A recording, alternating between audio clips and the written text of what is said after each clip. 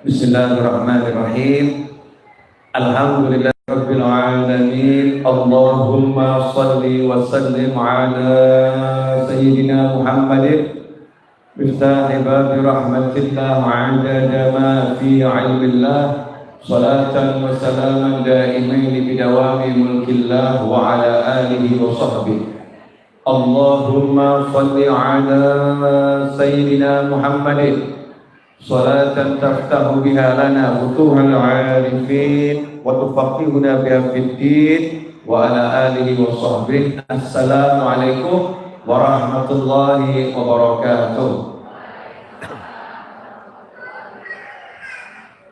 Ibu-ibu, bapak-bapak, pemirsa dan seluruh hadirin dimanapun berada, alhamdulillah waktu duha ini bisa kumpul untuk sama-sama cari ilmu, sama-sama cari ilmu. Dan saya bersyukur karena dikasih kesempatan untuk berbicara, ngomong bareng tentang harta yang paling mahal.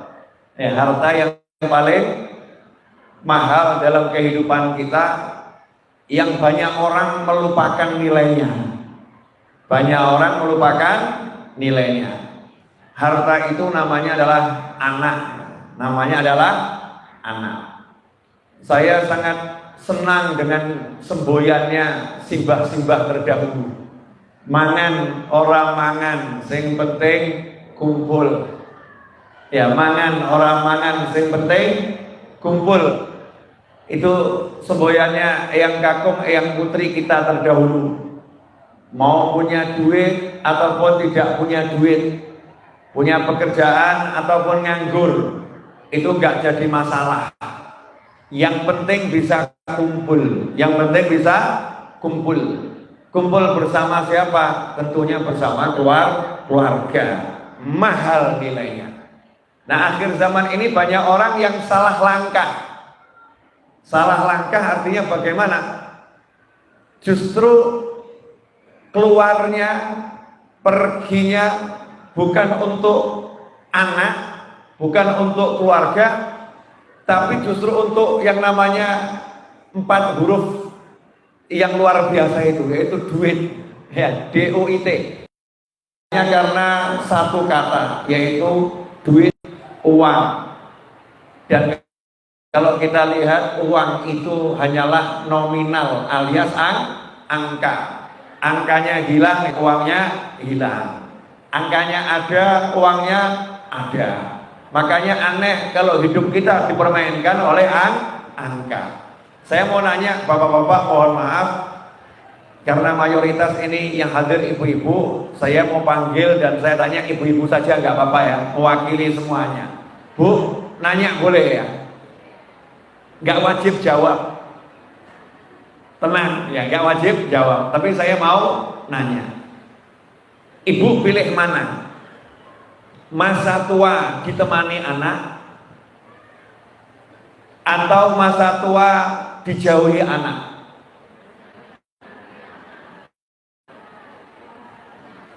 A, pilihan ya. A, masa tua ditemani anak.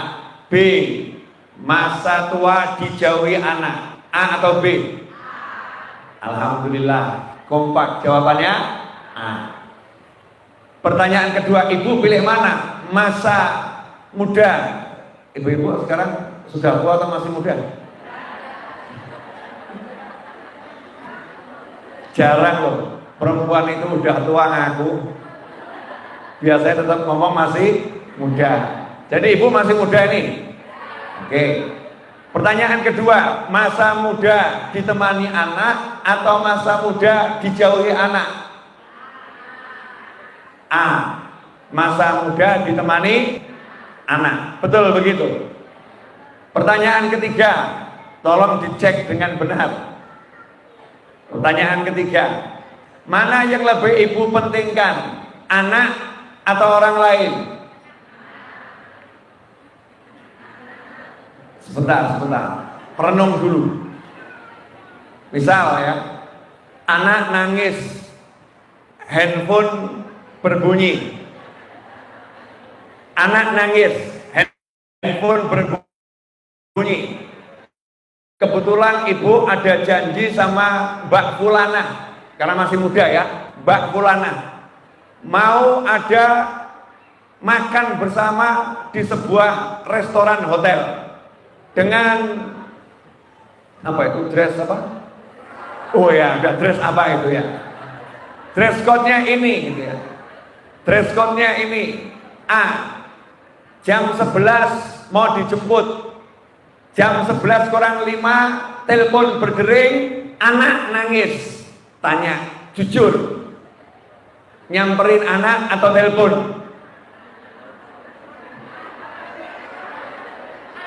Pemirsa dimanapun Anda berada, ibu mulai bungkam.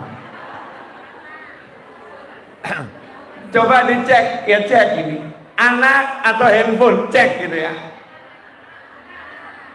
Yakin?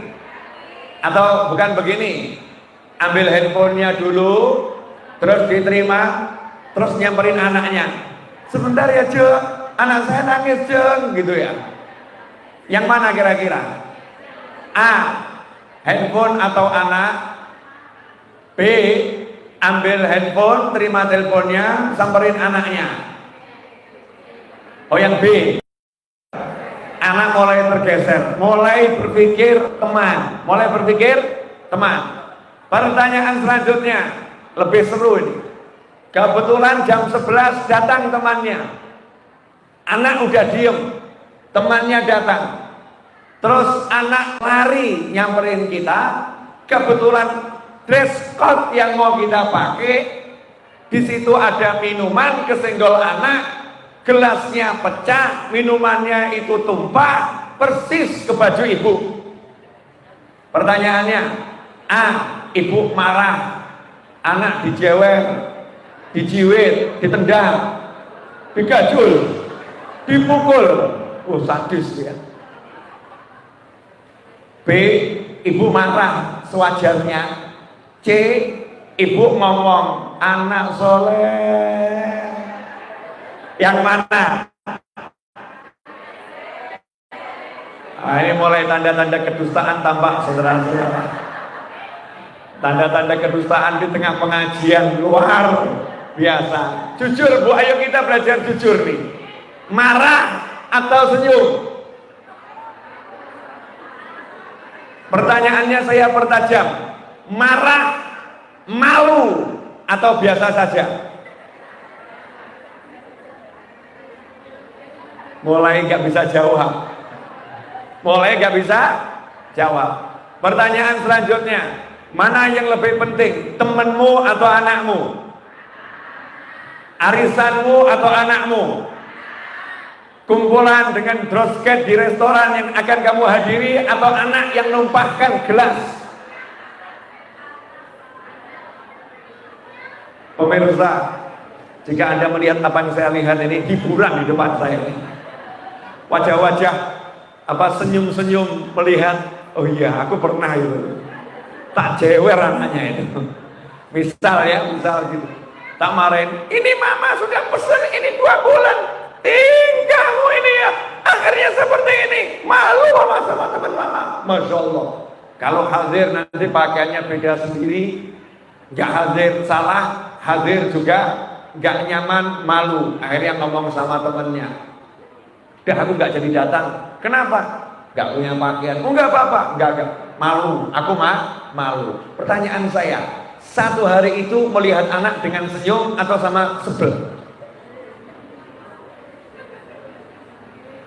Mohon maaf saya nanya seperti ini, karena kalau saya nggak kasih pertanyaan begini, ini kan pertanyaan dalam kehidupan ya, nyata. Kalau nggak nanya nanti jawabannya dari awal semua sama. Lebih cinta anak. Ini ngomong lebih cinta anak. Tapi banyak ibu-ibu zaman sekarang ini nggak sadar, ngakunya cinta anak, tapi ternyata lebih cinta dirinya sendiri, bukan anaknya. Yang kucintai diriku. Kalau anakku mengganggu kesenanganku, maka aku akan marah. Kalau anakku tidak mengganggu kesenanganku, aku oke-oke saja. Ini banyak orang yang seperti itu, naudzubillah min dzalik. Nah, kita lupa bahwasannya duit itu cepat habis. Dan kalau mati langsung bukan jadi milik kita, segera dibagi semakin bagus. Apapun wujudnya duit, mau mobil, mau rumah, mau perusahaan, mau simpanan, dibagi. Tapi kalau anak nggak dibagi. Ada anak jadi milik warisan? Nggak ada. Anta wa maluka li abik, kan begitu. Dirimu dan hartamu milik orang tuamu. Sabda Nabi Muhammad sallallahu alaihi wasallam. Maka ketika anak itu sadar dirinya milik orang tua, kepemilikan ini ilal jannah, sampai surga. Gak berhenti sampai orang tua meninggal, gak berhenti sampai dia dewasa, gak berhenti sampai dia kalau pria sampai sudah menikah, gak berhenti di situ. Tapi selama-lamanya anak milik orang tua. Kalau harta lain. Harta begitu orangnya meninggal, kepemilikan udah berubah, milik ahli waris. Bu, pertanyaannya kali ini gak enak. Dan ini wajib dijawab di hati masing-masing. Sangat gak enak. Kalau besok ibu meninggal, kira-kira gimana ya? Mesti ngomong, nggak mungkin lah, saya masih muda. Mohon maaf ya, suka baca medsos, suka, itu kan ada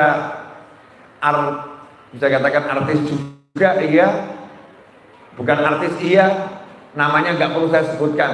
Belum lama kan istrinya meninggal ya, mantan istrinya meninggal. Saya mau nanya, nah itu mantan istrinya muda atau tua? Muda. Berarti yang muda bisa enggak meninggal? Jadi ibu besok mati bisa enggak? Kok lihat saya enggak enak kenapa? Bisa enggak? Bisa. Pertanyaan saya, jujur, sholat kita sudah bagus atau biasa-biasa saja? Aja jelek. Udah anggap sholat kita biasa-biasa saja. Oke. Puasa kita, ibu yang hutangnya udah lunas. Ramadan kemarin kan hutangnya, mungkin sebagian belum lunas, masih kurang 1 Ustaz, saya kurang 3. Jangka waktunya 1 tahun kok. Saking pemurahnya Allah Ta'ala, utangnya 7, jangka waktunya 1 tahun, kan luar biasa. Hutangnya 4, jangka waktunya 1 tahun. Ternyata puasa ini juga belum lunas, mungkin sebagian sudah. Pertanyaan selanjutnya, ini lebih gak enak lagi. Sama suami sering nurut atau sering ngeyel?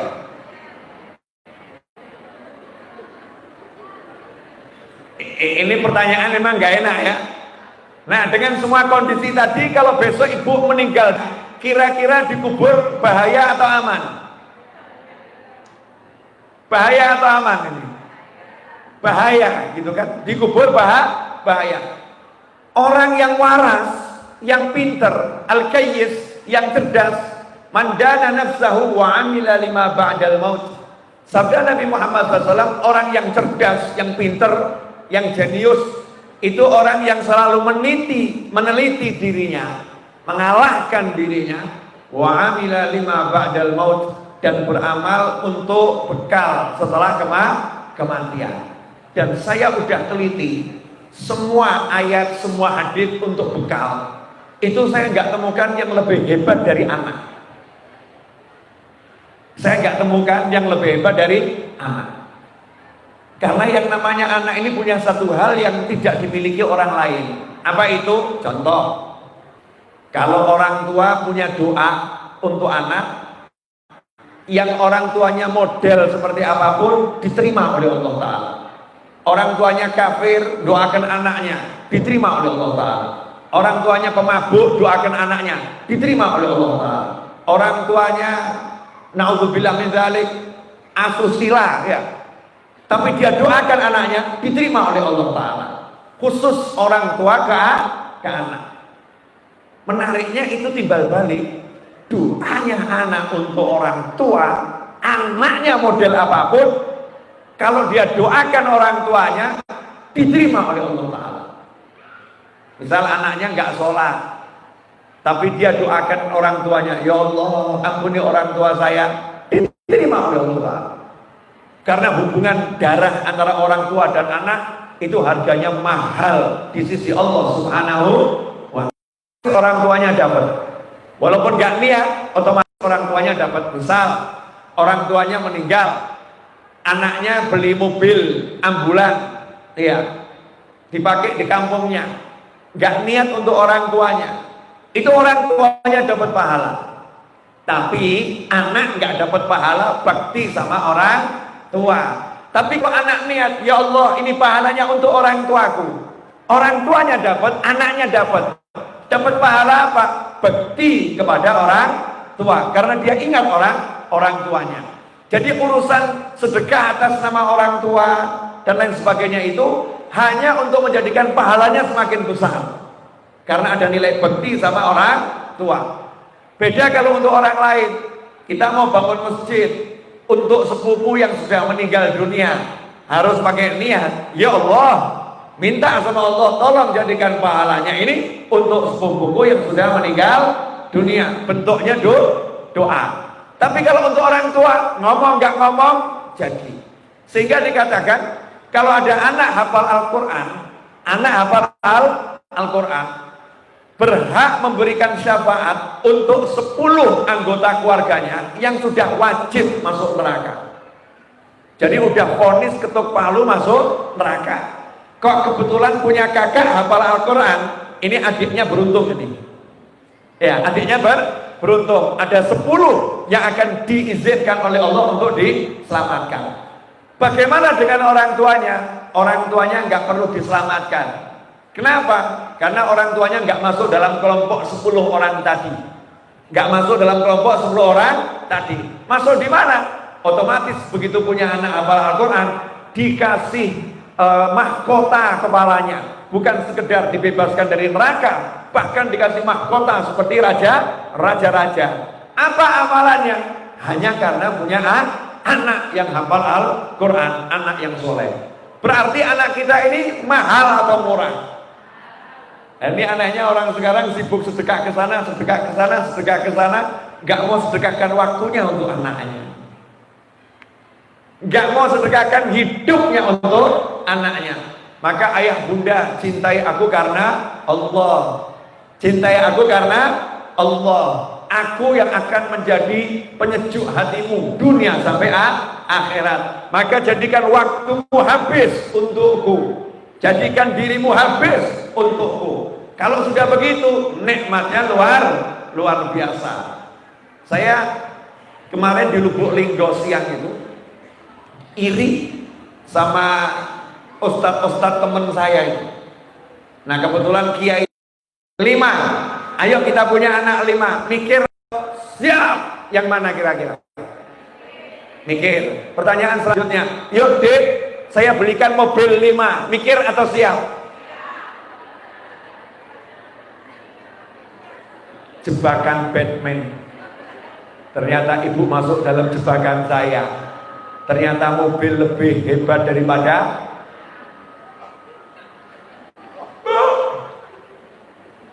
nanya lagi boleh.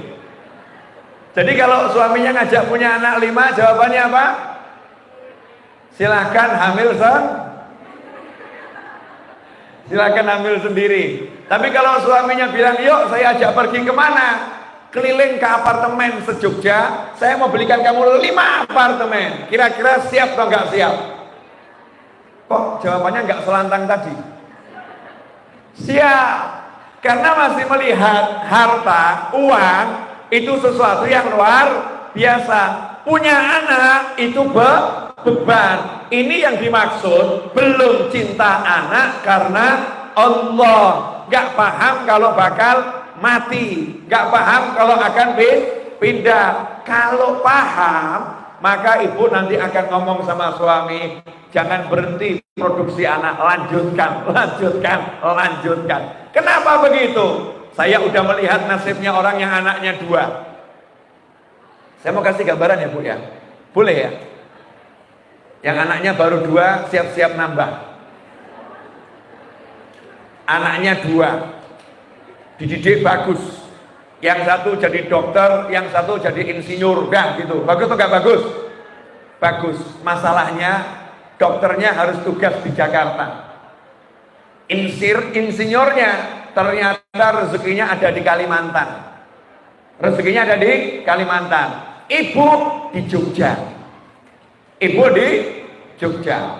Telepon anak. Nah, umur ibu anggap panjang umur, insya Allah, amin. Sehat walafiat. 70 tahun.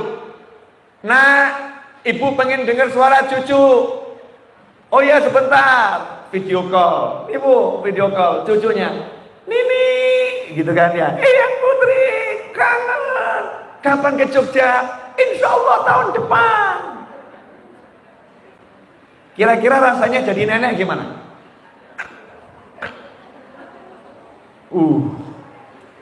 Tiap apa? Sepi. Urip kok sepi nih kayak gini ya. Oh, saya habiskan masa tua romantis bersama suami berdua. Sekarang ngomong romantis. Nanti kalau udah 70 tahun, ya, suamimu tidur ngorok, kamu bangun sendiri.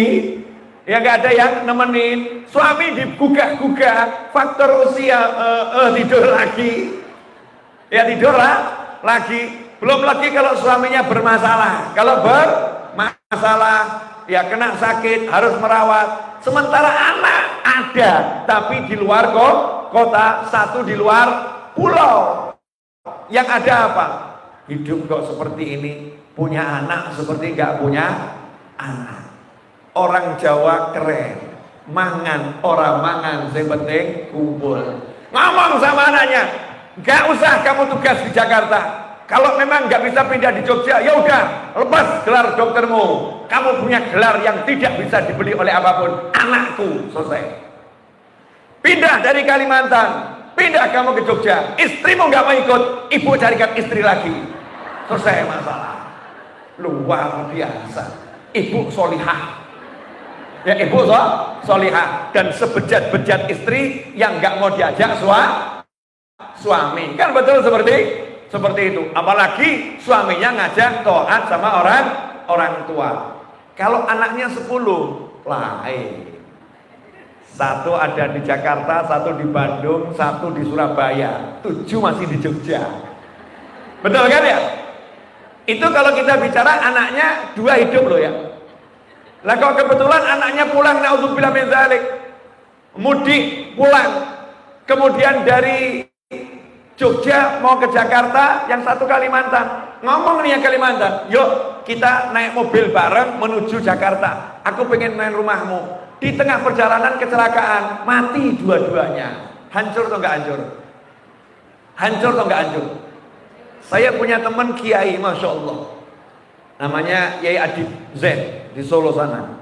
Orang yang luar biasa buat saya. Beliau itu terakhir kena stroke, tapi nggak berhenti dakwah. Anehnya, kalau dibuat baca sholawat langsung bisa. Yang lain nggak bisa. Kalau sholawat bisa. Ya, Adib Zain ini punya anak. Ya, punya anak lebih dari 2. Ya, lebih dari 2.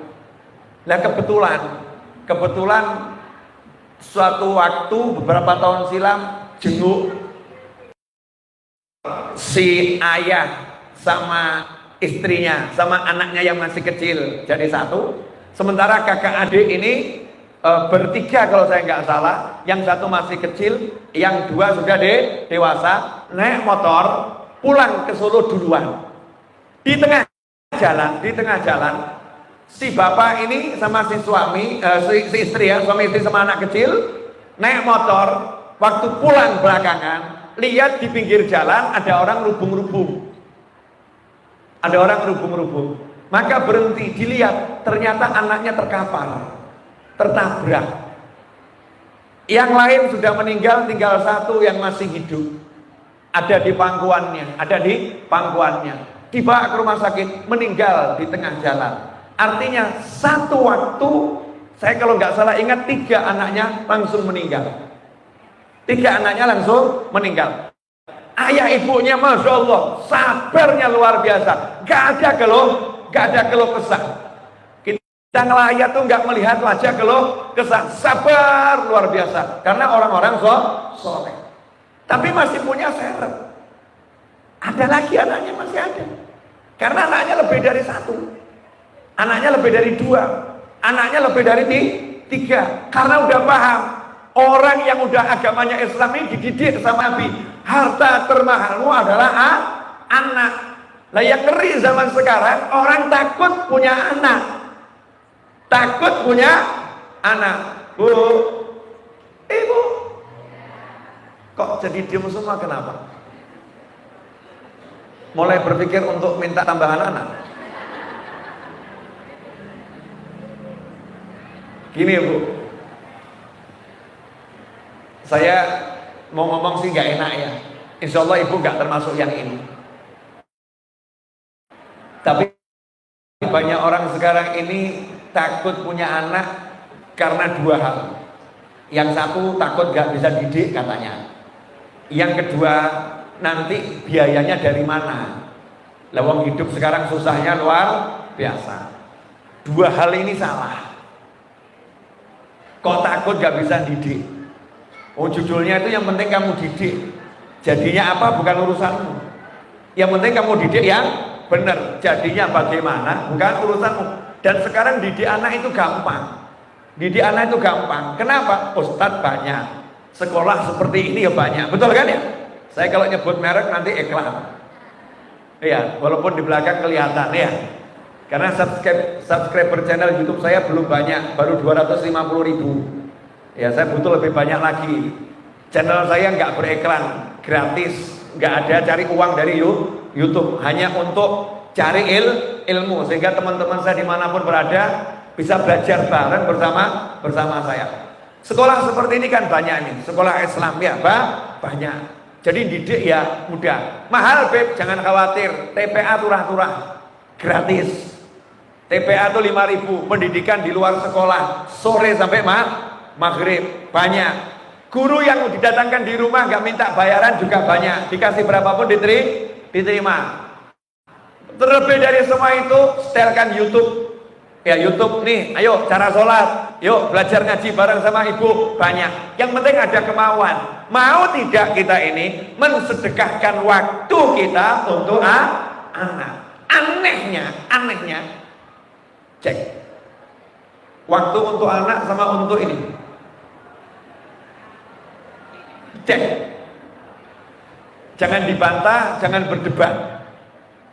Cek waktu untuk anak sama waktu untuk handphone ini. Kira-kira mana yang lebih sering kamu sentuh? Anakmu atau handphonemu? Cek. Mana yang lebih sering kamu elus-elus? Masing. Ini saya juga termasuk nanya sama anak saya, gimana saya ya? Hidup saya keliling ceramah.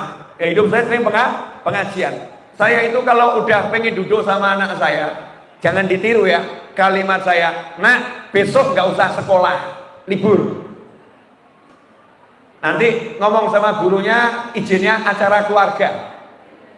Gurunya nanya, acara keluarganya apa? Bapaknya kangen sama anaknya, selesai. Belajar bisa dimanapun, tapi kalau ketemu orang tuamu, ini harganya mahal. Harganya mahal. Nah, kamu nggak sekolah, bapak nggak jadi masalah. Tapi kalau kamu nggak belajar, masalah. Kamu nggak belajar, masalah. Nggak sekolah nggak jadi masalah. Yang penting kamu dekat sama orang tuamu. Lebih baik kamu itu nggak punya gelar, tapi dekat sama orang tua, daripada kebanyakan gelar nggak bisa dekat sama orang tua. Saya didik anak saya seperti itu. Pokoknya aku larang, gitu loh ya. Aku mahal, lebih mahal dari apapun. Dan buat aku, kamu mahal, lebih mahal dari apapun. Anak sama orang tua sama anak. Sekarang kita renungkan baik-baik. Saya bicara kurang lebih sudah 30 menit. Ya 30 menit. Dari 30 menit saya ngomong ini sebetulnya baru ngomong satu kata, dan ini mukadimah. Satu kata dan ini mukadimah, yaitu anak itu mahal. Mana yang lebih kita pilih? Pilih barang mahal itu banyak, atau barang-barang murah tadi yang banyak? Ternyata kesimpulannya banyak ibu-ibu takut dikasih anak, lebih senang dikasih rumah. Betul enggak, Bu? Saya itu pernah ketemu ibu-ibu itu yang hamil ngeluh, kebobolan ini.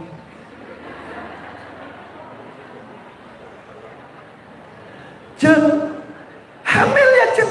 Iya, kebobolan. Bukan, alhamdulillah, nambah omongan. Enggak, iya, kebobolan. Ada orang tua yang duduk sama saya cerita tentang anaknya, ya, anaknya udah gede. Ini orang tua cerita sama saya, Beb, ini rahasia ya Beb, kan saya nggak sebutkan namanya ya. Dan kalaupun dipaksa nyebutin nggak bakal saya sebutin. Ini beberapa belas tahun yang lalu suami istri ngomong sama saya, anak saya ini Beb, itu waktu di perut sudah mau kami keluarkan. Iya, karena istri saya beresiko, walaupun kalau hamil nggak jadi masalah, cuman ada resiko. Mau kami keluarkan, tapi kami ini kan muslim, nggak mungkin bunuh anak, kan nggak boleh. Jadi kami berupaya keluarnya natural. Gimana caranya? Naik motor cari lubang-lubang. Naik motor cari lubang, jadi biar keguguran. Keluar, dua, loncat, pokoknya semua. Setelah lahir dewasa ini ya, jadi anak yang cerdas luar biasa. Makanya kalau pengen anaknya cerdas, nanti bentur-bentur kandung, ngaco gitu ya. Bukan begitu. Saya cuma mau kasih gambaran, ini ada orang tua yang sampai ketakutan ya, ketakutan. Ada satu lagi sebaliknya, walaupun mati aku siap daripada aku harus menggugurkan kandunganku. Apapun kata dokter, hasilnya lahir anaknya meninggal, ibunya juga meninggal. Ini sikap dua yang berbeda. Sama-sama bagus. Yang satu mau mempertahankan nyawa, yang satu juga mempertahankan nyawa. Yang satu pertahankan nyawa dirinya, yang satu pertahankan nyawa anak-anaknya. Dua-duanya bagus. Tapi kalau kita lihat yang kedua ini lebih punya jiwa cinta anak. Karena Allahnya lebih kuat. Nah, saya nggak ngajak ibu-ibu sekarang siap mati demi anak, enggak. Siap korban waktu demi anak, korban waktu demi anak. Dan siapapun orangnya, presiden sekalipun dibanding anak kita, tetap lebih hebat anak kita dalam pandangan kita. Harus jadi seperti itu. Fakta. Ibu kalau meninggal kira-kira presidennya siapapun nanti ya, anggap ibu meninggal tahun 4000 Masehi. Presidennya kebetulan saya. Tahun 4000 Masehi, ibu meninggal. Kira-kira saya melayat tidak? Enggak mungkin. Sangat sibuk. Tidak ada waktu untuk melayat dirimu. Kan begitu ya? Kecuali kalau kamu tokoh masyarakat yang dikenal se-Indonesia Raya. Selaku presiden, mungkin saya melayat bukan karena dirimu, tapi karena ketokohanmu. Betul? Karena ketokohanmu. Tapi untuk jadi tokoh, ya hanya 1-2 orang. Nah ini kalau masing-masing meninggal, saya melayat. Enggak. Ternyata nanti yang akan betul-betul nemeni kita sakit siapa? Anak. Bu, pernah lihat layatan? Pernah ya? Tahu enggak pemandangan di kuburan? Kalau jenazah sudah dimakamkan, yang masih tinggal di situ siapa? Keluarga, betul? Keluarga. Kemudian setelah pulang sampai di rumah, habis sholat yang masih mendoakan siapa? Tetangganya? Teman-temannya? Siapa yang ingat betul? Anak. Yang ingat betul anak. Hari raya nanti yang nyamperin makamnya kira-kira siapa? Anak. Yang kira-kira mau sedekah atas namanya siapa? Anak. Berarti yang sangat penting untuk kita perhatikan siapa? Anak. Tapi coba cek, Masya Allah, kita lebih perhatian sama teman dan sering ditemukan. Contoh, yang anaknya di sini lebih dari 2 ada enggak? Coba yang lebih dari 2 angkat tangan. Oke. Yang anaknya 1 angkat tangan. Baru 1 ya. Cita-cita tambahin 0 1 lagi. 10. Yang anaknya baru 1. Yang tadi lebih dari 2, yang tadi baru 1. Pertanyaan simpel saja, sederhana, ya. Kapan terakhir kali Bapak Ibu kecupi kening anak? Tadi pagi, betul? Ya. Pertanyaan selanjutnya, Ibu sekarang udah dewasa, Pak? Udah punya anak kan? Kapan terakhir kali dikecup sama Ibu?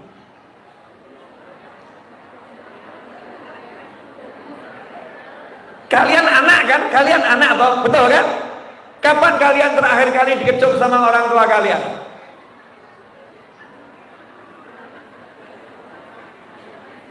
Gak bisa ingat. Gak bisa ingat, betul?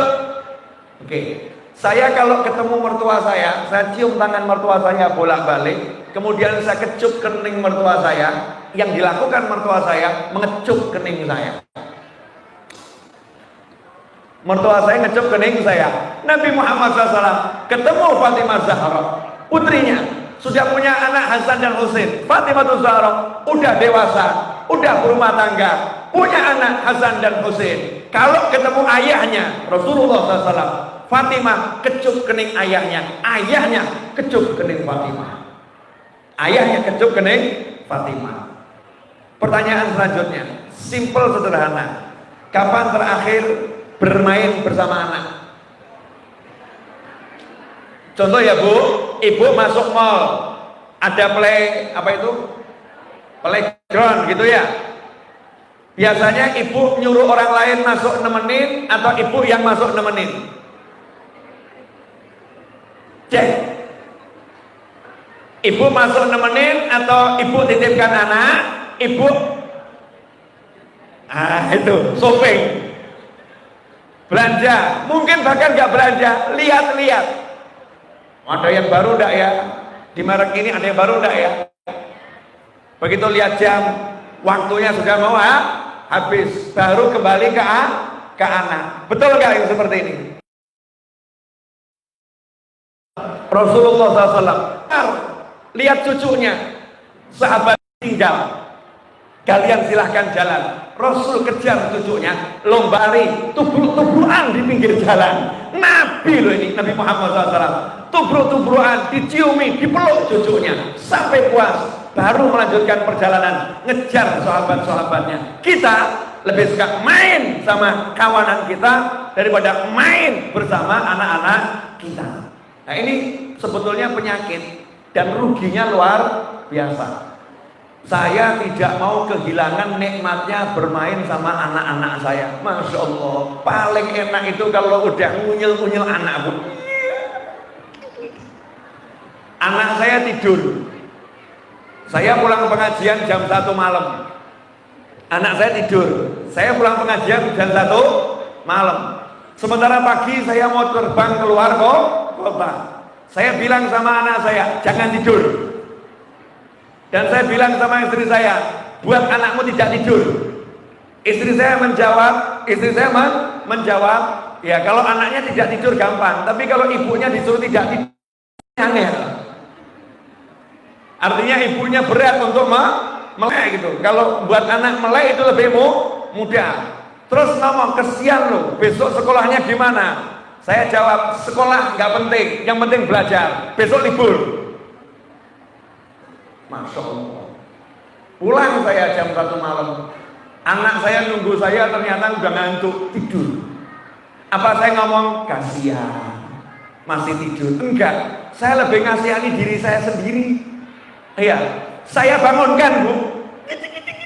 Ayo bangun, angkat cucu. Gitik-gitik lagi sampai ketawa. Wah, udah ketawa, melek. Giliran dia melek, saya tidur. Artinya main sampai capek, saya yang kalah, saya tidur. Itu seneng anak itu seneng, dan itu harta yang mahalnya luar biasa, enak. Nah saya itu heran kok ada orang tua gak bisa menikmati anaknya. lebih menikmati temennya, Masya Allah. Lagi duduk sama temennya, anak deket, anaknya diusir, jangan ganggu mama, jangan ganggu mama, sama si mbak, sana sama si mbak. Masya Allah. Nanti kalau kamu sudah tua, anakmu sudah dewasa, anakmu lagi kumpul temennya, kamu menghampirinya, anak akan jawab, sana sama si mbak, sana sama si mbak. Ditelepon si mbak, tolong mama diurus, tolong mama diurus. Kemudian ngomong sama teman-temannya, maaf ya, tadi ibu saya, maaf ya, seakan-akan ibunya mengganggu. Nauzubillah min dzalik.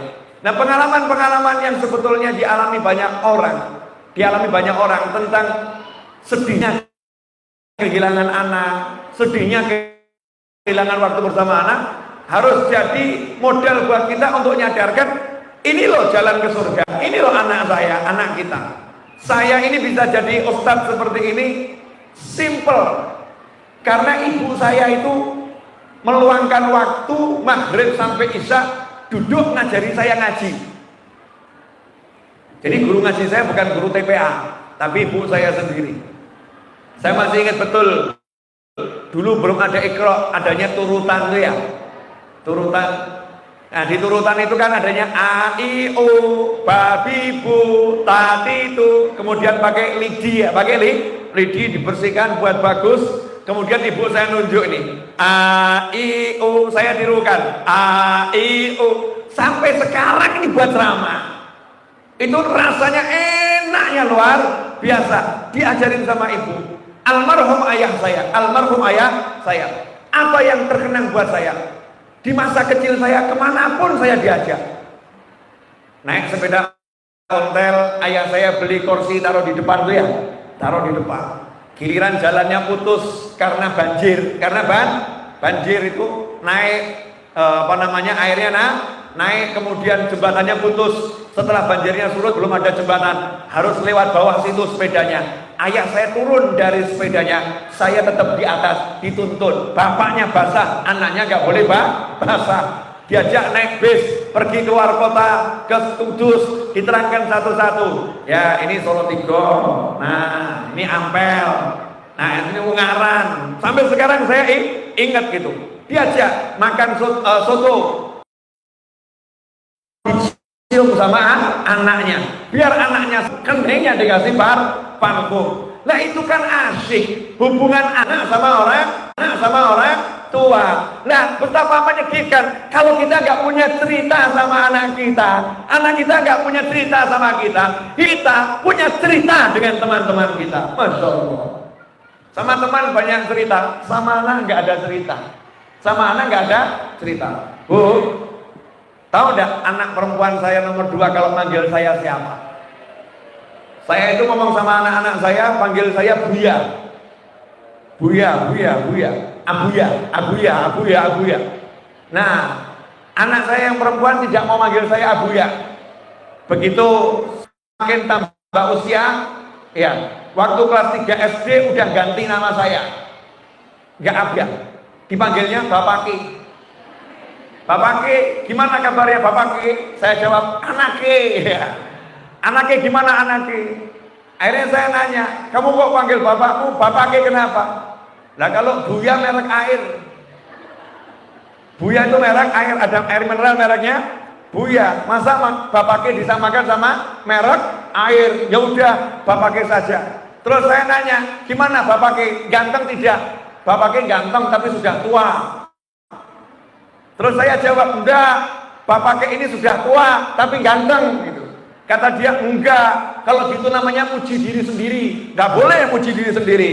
Bapak Ki ganteng tapi sudah tua. Saya ngeyel lagi, enggak, sudah tua tapi ganteng gitu. Terus anak saya yang namanya Ali Abdul Qadir, kelas 1 SD, berapa hari lalu ngobrol sama saya buat saya kaget. Terperangah saya. Dia pakai kaos. Ini contoh ya Bu ya, tahadutan binikmah. Semoga kita bisa gini sama anak-anak kita. Karena hiburan tuh gak perlu kemana-mana, di depan mata itu mahal. Anak saya keluar dari kamar pakai kaos.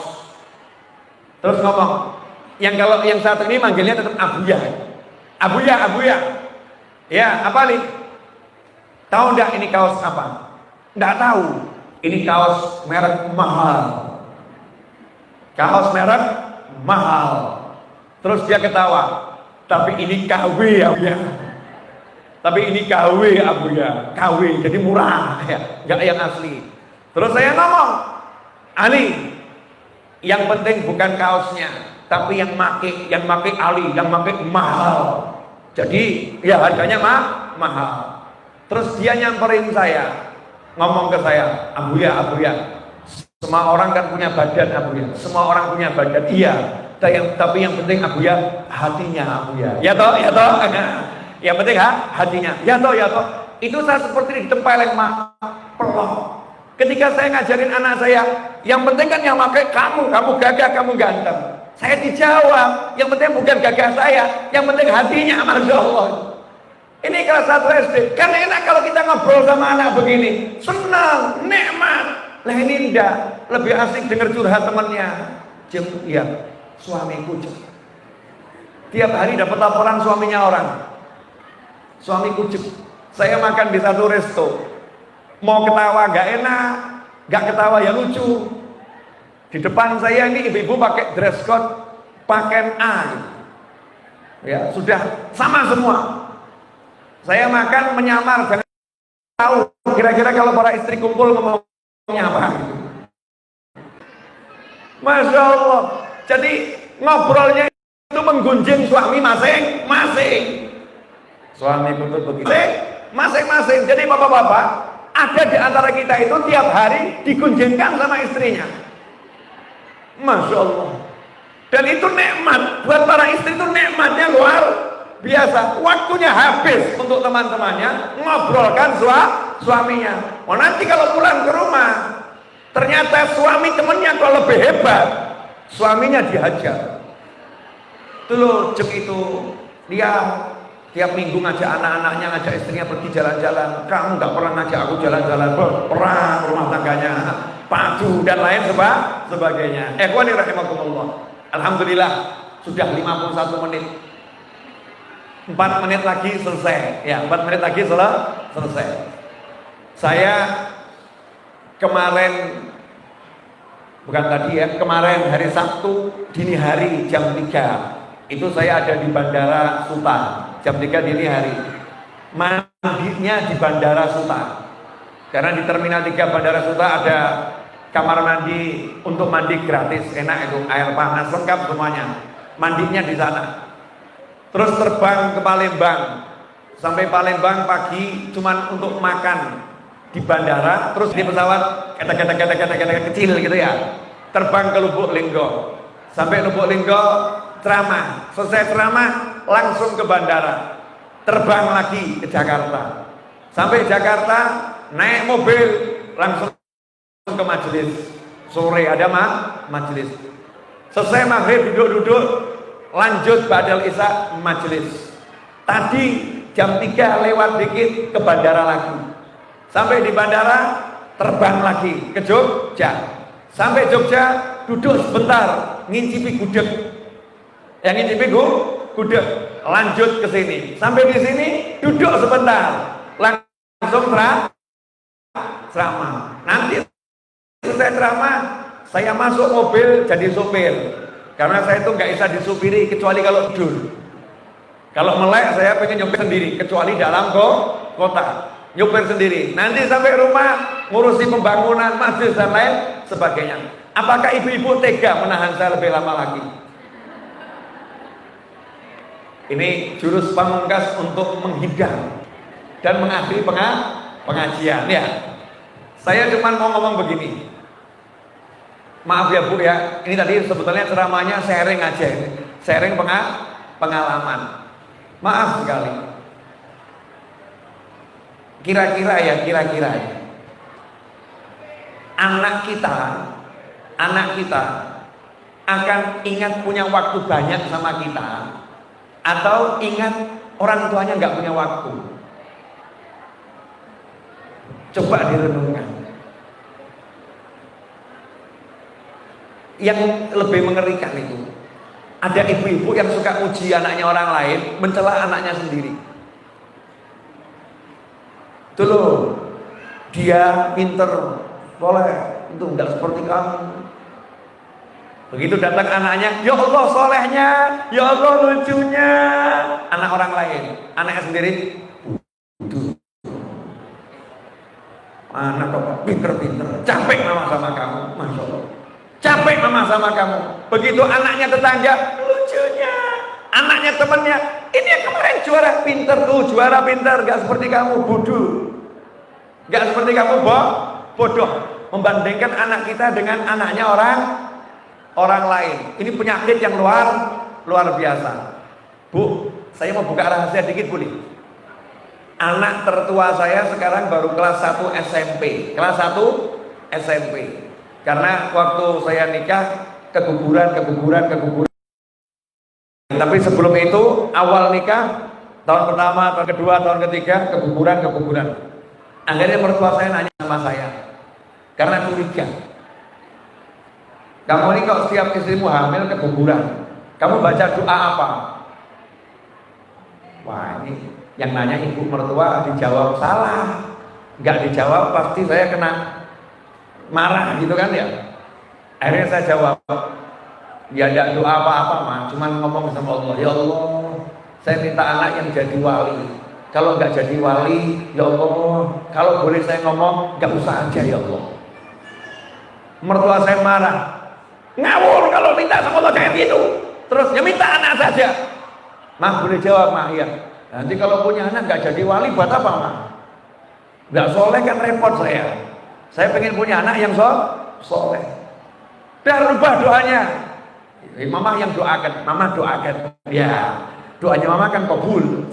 Doa saya tetap sama.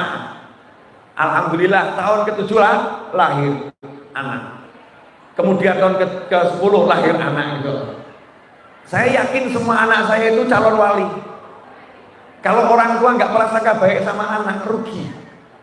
Prasangka baik itu akan jadi sesuatu. Model anak saya seperti apapun, saya yakin anak saya itu calon wali.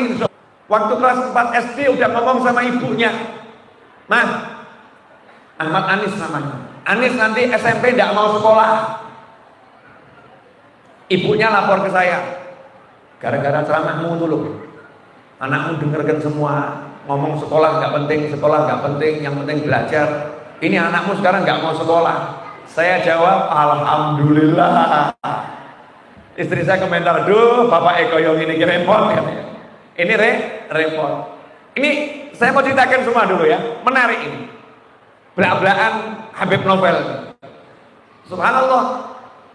Kelas 5 SD ngomong lagi, SMP gak mau sekolah. Istri saya semakin pusing. Gimana nih SMP gak mau sekolah? Saya jawab, lewang baru kelas 5 kok kamu udah pikir SMP. Manusia itu bisa berubah. Tapi saya paham anak saya, karena darah daging saya minimal kan mirip bapaknya gitu. Bapaknya kan udah punya pengen, gak berubah. Kelas 6 lulus SMP tidak mau sekolah. Tidak mau sekolah. Kata ibunya, wes urus ono, sakarepmu. Wajib. Siap. Udah mau belajar. Saya kasih modal handphone. Nih, buat belajar. Ya ini hanya buat belajar. Kasih handphone, sekolahkan homeschooling. Tapi yang nggak pakai sekolah. Udah caranya gimana? Wallahu a'lam, ada ya. Pokoknya nanti dia tetap bisa dapat ijazah ya, dengan ikut ujian ya, dapat ijazah. Belajarnya belajar sendiri, panggil guru sendiri, ada kurikulumnya, tapi tidak di sekolah. Yang ngajarin siapa? Ya ibunya, temannya ibunya, ya muridnya ayahnya, sedapat-dapatnya yang ngajari. Alhamdulillah 2 bulan pegang handphone bisa nyuling. Anak saya bisa nyuling, main suling. Kemudian bisa tampil di pengajian yang ada hadrohnya, ya bisa nyuling. Setelah itu sekarang belajar lagi, minta dipilihkan biola. Begitu punya biola, sudah mulai bisa gesek biola. Minta ini belajar. Saya bilang sama ibunya, lihat ini kalau sekolah kemarin di sekolah nggak bisa seperti ini. Tapi karena dia disuruh belajar, belajar, dia bisa seperti ini. Dan yang mahal apa? Yang mahal setiap hari 24 jam kamu bisa sama anakmu, anakmu bisa sama kamu, dan aku bisa sama anakku. Ini mahal. Umur saya udah 45, kalau sampai 60 tinggal 15 tahun. Anak saya ini sudah kelas 1 SMP, umurnya sekitar 12 tahun. Ya 11-12 tahun kelas 1 SMP. Kalau anak umur 20 itu udah hilang bagaimana? Hidup dengan kawannya masing-masing. Kalau dia sampai 20 tinggal 8 tahun lagi. 8 tahun lagi umur saya udah di atas 50 tahun, udah hampir mati. Aku pengen mati deket sama anakku, bukan deket sama anak ketika hampir mati. Paham Ibu?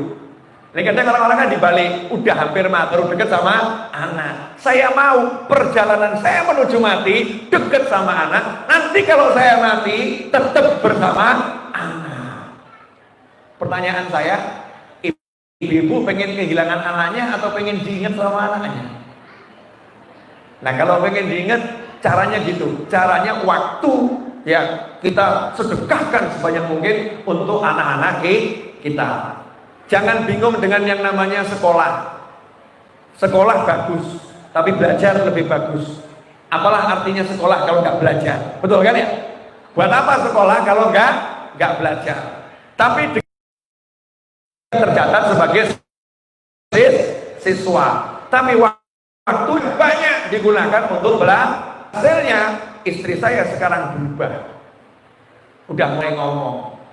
Enaknya anakmu yang kelas 1 SD ini sama yang kelas 5 ini sekalian homeschooling saja. Kenapa? Enak, nggak ruwet ngurus anak. Kalau anak sekolah kelas 1 SD pagi harus nyiapkan anak, ini nyiapkan anak. Ternyata ini kalau anaknya nggak sekolah lebih enak ya. Orang tuanya bebas. Ternyata istri saya sudah menikmati nggak ngurus anak, merdeka. Mungkin ibu-ibu suatu saat akan berubah. Sekarang jangan. Sekarang sekolahkan anaknya di Al-Azhar. Jangan keluar dari sini, saudara-saudara. Kalau keluar nanti saya dituntut sama panitia Habib, gara-gara ceramah Habib, ibu-ibu akhirnya anaknya tidak sekolah di Al-Azhar. Masya Allah. Ini panitia sebelah kanan udah mulai khawatir. Ya duduk saudara-saudara. Saya merasakan kekhawatirannya, maka saya dukung Anda. Maaf ya Mbak, karena sinyal di sini kuat.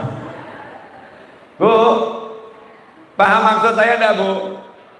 Paham ya? Jadinya bukan masalah sekolah nggak sekolah, intinya itu loh, mangan orang mangan, yang penting kumpul. Saya pengen mumpung jenengan ini punya waktu banyak, gunakan kumpul sama anak, jangan kumpul sama teman nggak penting. Bener, teman nggak penting. Akan hebat kalau teman kita, anak kita sendiri. Terima kasih, mohon maaf 1 jam 2 menit udah saya bicara. Alhamdulillah ini di luar sana banyak juga yang ikut ngaji. Ya ini yang secara langsung ada di atas 400 orang secara langsung. Nanti yang bergantian wallahu a'lam. Nanti yang nonton setelahnya dengan berjalannya hari bisa puluhan ribu. Artinya barokah. Ya barokah. Jazakumullah khairan. Minta maaf. Mudah-mudahan kalimat anak-anak kita. Ini kan judulnya kan ucapan anak kita ya. Ayah bunda cintai aku karena Allah. Kalau udah karena Allah, ya jangan cintai yang lain. Anak dulu, anak lagi dan anak terus. Yang lain lewat. Kehilangan teman nggak jadi masalah, tapi jangan kehilangan anak. Kehilangan duit nggak jadi masalah, tapi jangan kehilangan anak. Kehilangan jabatan nggak jadi masalah, tapi jangan kehilangan anak. Karena kehilangan anak itu masalah dunia dan akhirat. Na'udzubillah min dzalik. Semoga bermanfaat. Saya kembalikan kepada pembawa acara. Subhanallah, masya Allah.